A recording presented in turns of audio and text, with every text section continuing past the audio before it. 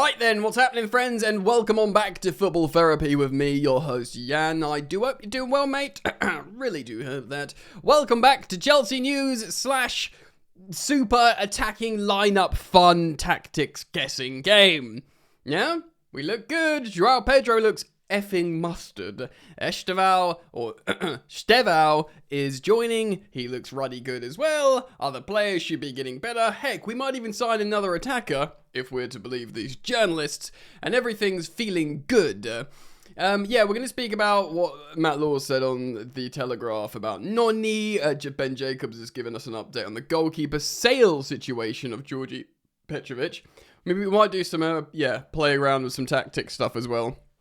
Line-up stuff in terms of how we could look moving forwards. Also, we'll speak about the money that's made. Lots and lots of money! So, thanks for joining me, friends. Very happy to have you here with me today for this video. Hashtag blessed. Although I am genuinely very thankful. Great support lately. Of course, I did an instant match reaction to Chelsea's convincing 2-0 win over Fluminense to fire Chelsea into the Club World Cup final, who we are either going to meet Real Madrid or PSG, hoping for Real Madrid, or because I just don't like our odds against that PSG team. Regardless, you'd have to say it's been a good tournament already. To get to the final, obviously you're disappointed to lose a final if we don't do it. Yep, fine. It's not Champions League final. It's the Club World Cup final. And let's be honest, what's the Club World Cup's biggest thing? I mean, it's great to win it. You get the badge on your sleeve for 4 years, bragging rights. It'll be great fun. I don't want to undermine that at all. But you're out there to see some new signings, to do some brand awareness, marketability, brand exposure, and make a lot of money. And just by getting to the final, I think we've made like £100 million already. If we win it, we get like 130 million or something crazy like that. You'd have to say, broadly and largely, provided Caicedo does not have a serious injury, massive success. Delap's come and scored. João Pedro's come and scored a brace. Cole Palmer's looking good again in spells. We've even seen Stevao score a super goal against us before he joins us. Good defense, solid defense from Chelsea. Maresca doing a lot of rotation. We're even getting the opportunity to stick Christopher and Nkunku in the shop window. You have to say, the people behind the scenes at Chelsea Football Club will be going, very good. Even though we got this expected £27 million fine from UEFA, well, the figure wasn't necessarily expected, but some sort of ramifications coming that the club were preparing for. Now we've made all this money in the competition, I must say things are looking up for the Chelsea. I must say. So let's start with this then. This is coming from Matt Law on The Telegraph. Chelsea braced for Noni Madueke bid from Arsenal. I've been speculating recently, can Noni even return after agreeing personal terms? Many of you said yes. This is just a thing. Of course, it's professional football. You keep your options open. But it does also show that he's not 100% committed to Chelsea. You can make an argument for him saying, well, look, he's had to prove himself with different managers, chaos and yada, yada, yada. And, he wants to just, I don't know, be in a different environment, because I can't imagine Arteta's like, yeah, you're definitely going to start over here, mate. Do you know what I mean? But also, you could say, well, Noni, we've platformed you. You've become an England international at Chelsea, and you've been coached well. You've got better. You've developed, and you're behaving a little bit like a knobber, which, of course, he has a tendency to do historically. Arsenal have made background checks on Noni Madueke, with Chelsea braced for a direct approach for the winger from their London rivals. Madueke has already agreed personal terms with Arsenal, and Telegraph Sport understands they've spoken to people who have worked with the 23-year-old as part of their due diligence of the player. I mean, this is pretty normal practice, surely. Bukayo Saka, Declan Rice, and Miles Lewis-Skelly are England teammates of Madueke, and Arsenal manager Mikel Arteta is an old Paris Saint-Germain teammate of Mauricio Pochettino, who of course coached Madueke at Chelsea. Arsenal are now expected to approach Chelsea directly over Madueke, with talks up at this stage taking place through intermediaries, which sounds very schoolyard, doesn't it, intermediaries? Yeah, but, whatever. Maybe if this is the way, it's the way, right? Madueke was left out of Chelsea's starting lineup, a cup semi-final against Fluminense, and indeed the game before. I think he's come off the bench the last two games. still being utilised, but I think Maresca's like, look, in the same way Jackson's kind of on the naughty step for just constantly getting red cards, like the only 2 losses in the last 50-odd games are when Jackson was sent off. He's still using him off the bench. I think he's sort of saying, Nonny, look, I'm not going to start you because you don't want to be here, but, you know, you're going to be a professional, I'm going to be a professional, and I'm going to use you when these players are tired. Fine. Chelsea will use Anthony Elanga's £55 million move to Newcastle United as a guide for Madueke's valuation, giving the 23-year-old England international is the same age, similar profile of the former Man United player. It's not known whether Arsenal are prepared to meet Chelsea's valuation or if their background checks have impacted their strength of interest in the player. Maybe it's some behaviour issues at times. Chelsea are willing to listen to bids for Madueke, even though the club have not made him available for sale, or indeed even encouraged offers. The club have added, of course, Jamie Gittins to their list of wingers, while Willian Stabau is joining, of course, the first team for this season. Upcoming season. Joao Pedro can also play on the flanks, which means Madueke faces plenty of competition for his place at Stamford Bridge, with Pedro Neto emerging as the first choice right winger, as he should be, because he is looking tasty. Pedro Neto, I was gassed when we signed him. For me, he was like the superstar signing last summer. I said, it's the kind of signing, remember Man City were Premier League champions at the time. I said, it's the kind of signing that City fans would be excited for, that they've signed that player. You know, in the same way Man United fans would be rightly excited about signing an Mbeumo. Though I've seen, Mbeumo took a while to get going, and now he's like this. He had an undeniable season, right? Whereas Pedro Neto, for a few seasons, he had problems with injuries, but a few seasons you could see he had this devastating ability. And now he's starting to demonstrate it sort of consistently for Chelsea, right? Now this is gonna, I hope you're sitting down. Chelsea want as many as 9 attacking players. 9 attacking players. And if we're not including, are we including Enzo Fernandez vibes in that? 9? Hold on. That sounds like a lot, especially if we're selling Nkunku and Joao Felix and Raheem Sterling.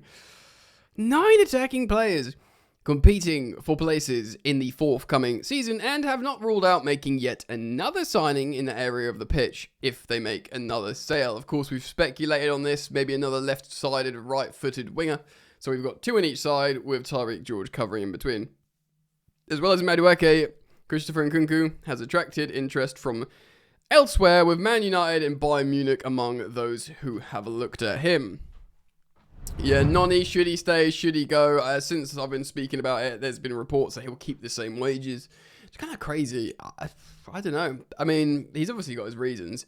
But Chelsea does seem like we're on the up. Maybe he feels like he will have Arsenal buy more senior players. You know, they've just bought a 28-year-old or buying a 28-year-old in Gyökeres, and they bought Norgard, the 31-year-old midfielder. He probably feels like he could be this undeniable next sort of generation player, where at Chelsea, they're all young. Do you know what I mean? So he'll be competing with them forever. I don't know. I can only speculate. But it's an interesting one. Nkunku, yes, like I said in the top of the video, I do feel like it's a kind of shop window vibe. Like, look, we can get through these games. He's got a good attitude. He's been training well. He's a great player, even though he's, you know, not setting the world alight in the Club World Cup. You can see, you know, he's just reminding people that he's there and he's good. And Bayern Munich's interest has been reignited, which is good. It's better than it's just Man United, isn't it? And also, he'd probably go to Man United and score a bunch of goals for Amorim. So I'll be very happy to sell Nkunku to Bayern over Man United. And I have a feeling we'd get, because we know Man United are broke, the Man United tax, where you add 10, 15 million onto every price tag, seems like it's like been reversed. So now you have to like do under 10 or 15 because you know they're broke boys. So at least Bayern have got, you know, some peas. Yeah, man, so let's move on. Let's talk about this. Ben Jacobs, Bournemouth are now in, advanced talks. Advanced talks. Not preliminary talks, not investigating, not noticing, not thinking about. Advanced talks with Chelsea over Georgi Petrovic. Chelsea seeking 30 million euros, about 25 million pounds, as there's a pact with Petrovic allowing him to leave, of course, the gentleman's agreement. The clubs are yet to agree a fee. Petrovic is open to Bournemouth. Yeah. But, Strasbourg are in Europe playing in the Conference League. I do think Mike Penzis will go there. That should be a great experience for him. So he'll be going from a club that's going on a European adventure to a club that's not. But it is a respectable mid-table Premier League club in Bournemouth. And to be honest, the goalkeeping situation, guys, this kind of highlights the fact how many of us think Georgi Petrovic might have been our best option going into the season. And I think he's better than Rob Sanchez. I'm not going to change my mind about that. But it shows you that he's still maybe not the guy for Chelsea. If he's going to Bournemouth or say Strasbourg or Bournemouth and he's willing for that, maybe he's just not. I was saying to my mates on WhatsApp yesterday, we're like an 8 out of 10 team with a 5 out of 10 goalkeeper. And that's going to hamstring you. You can maybe, if you're an 8 out of 10 team with a 7 out of 10 goalkeeper, you can sort of carry them and, it's going to be okay. But a 5 out of 10 is just weighs you down. And maybe Petrovic is a 6.5 out of 10 goalkeeper. Significantly better than Sanchez, but still not the guy and still not good enough for Chelsea. Maybe he will ultimately... we will just sign a goalkeeper. Will we sign a goalkeeper? I really want us to. Let's move on. All right, friends. Let's have a look at some fun stuff now and do some lineup, movement, tactic, fun stuff that we've been doing lately, and you guys seem to enjoy it. You guys! So, with everybody fit, everybody together now... No disrespect to your Chalabars, who's been playing amazingly, or Tosin's also been playing amazingly. I've put in Fofana purely on a profiling thing. Don't shout at me in the comments. This could easily be Chalabar or Tosin. Fofana does exist. He's a £70 million centre-back from Leicester. He's very talented. If he is fit, you can get him fit, yeah? Then he'll be given a chance, at least, certainly. Now, for the moment, I'm going to try and find a way to get Esteval and, for the fun of it, João Pedro in, who is the talk of the town and looks ruddy good. Neto as well. Of course, Neto, interestingly, looking really good on both flanks. So, first of all, let's build our box midfield, shall we? So, Cucurella, let's do him as the whip holder. Of course, we've seen that with both flanks recently. We'll do Colwill on the left footer. Fofana in the middle, he's good at ball carrier dribber. And James tucking in as that right centre-back. Every now and again he'll get forwards, but ultimately he's going to cover that flank. We have the all-action Kai Cedo there. I'm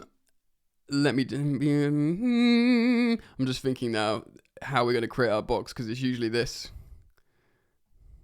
There's no box midfield here, guys. I'm suddenly attacking with 6.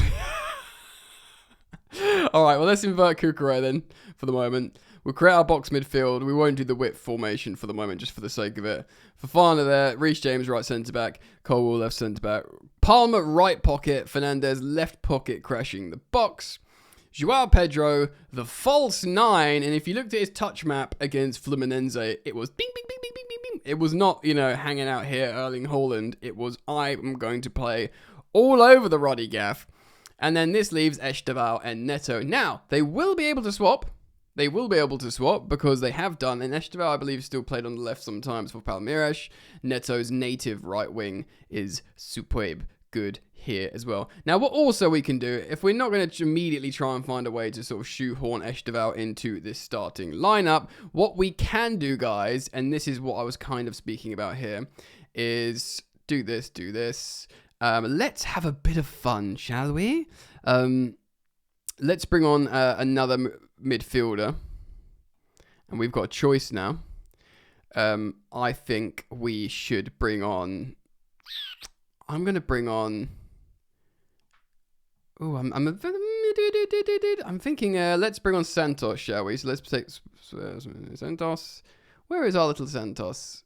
He's not here. One moment. Right, here we go. So what I'm doing now is what we saw a little bit recently, with a little bit of a change from Maresca's tactics, with Cucurella holding the width. Their good relationship with Cole Palmer. Yes, Cole Palmer's playing in the left pocket, but not as a left winger. And then, here we go. We've got our box midfield. We've got Neto in his native right wing position. Cucurella holding the width on the left, but there'll be lots of combinations and overloads of Palmer there. And then Fernandez sort of almost going in the number 10, but also will combine well with Joao Pedro there. And you've got the box midfield there. Of course, Santos, even though Maresca said he sees him as more of an attacking midfielder, he played as a sort of good, robust, sort of all-action defensive midfielder for Strasbourg. And indeed, he has for Brazil before at youth level. And of course, with Caicedo mopping up, he can combine with him well there. Of course, if you want more robustness, you could just do the Lavia thing, and in that case, you'd swap him with Caicedo there. Creating your box midfield once again, and of course, Palmer and Fernandez can switch. Therefore, Palmer's here in his favoured right pocket, and then Fernandez could be sort of combining with Cucurella. Now, if we are to start putting some belief back into our boy Malo Gusto, who, by the way, had a pretty good game last time out against Fluminense, and he looks better when he's not inverting, when he's playing as a conventional, right winger. So then you could go up here, creating the width on the right, which means you leave a left winger there, box midfield again. And now your fullback's creating the width there, and Gusto who can get back, and Fofana will be covering the right there. This makes a lot more sense than sometimes as well, because although Cole was a left foot, he's a really good regista, ball player like a David Luiz under Conte playing there, and then Gusto can hold the width on the right. Lovely jubbly. And then, of course, if you don't want to play Neto, you've got Gittins there as well. Gittins to come in. And to be honest, in this particular situation, you'd probably go for Gittins. So just for the sake of it, I'm just going to say, I don't know what number Gittins is. What number should we give him? For the sake of it, 12, apologies, because I don't know at the moment. So Gittins there, or 15. That's Jackson's number. Jackson's been relegated, apparently, to the bench. So there you go. That there, and of course, Joao Pedro, false 9. If you want to play more of a sort of bullying 9, that will make more runs rather than play as a false 9 link-up man. You got Delap there, making runs. Beautiful scenes, incredible options, lots of attacking. We could even see another attacker come in. I'm very happy with that. Of course, as we learn more and more and more, as we see, Joao Pedro play a bit more, we might see him play in a different formation. We might see him play off the left. We might see him play in the left pocket behind at times, which I think would be very interesting to see. Yeah, man, I'm feeling pretty good about it, but I want to put it out to you guys. What do you think of the Chelsea news that I spoke of at the top of the video? And how do you feel about tactics? What players are going to play where? Where are players going to play on the pitch? Leave your thoughts in the comments. Of course, another gentle reminder that there's daily content on the second channel, which of course is just called Football Yannick instead of Football Therapy, where I talk things all football that's not Chelsea related. So thank you for your support over there as well. All right, mate. Take care. Enjoy the football. Peace.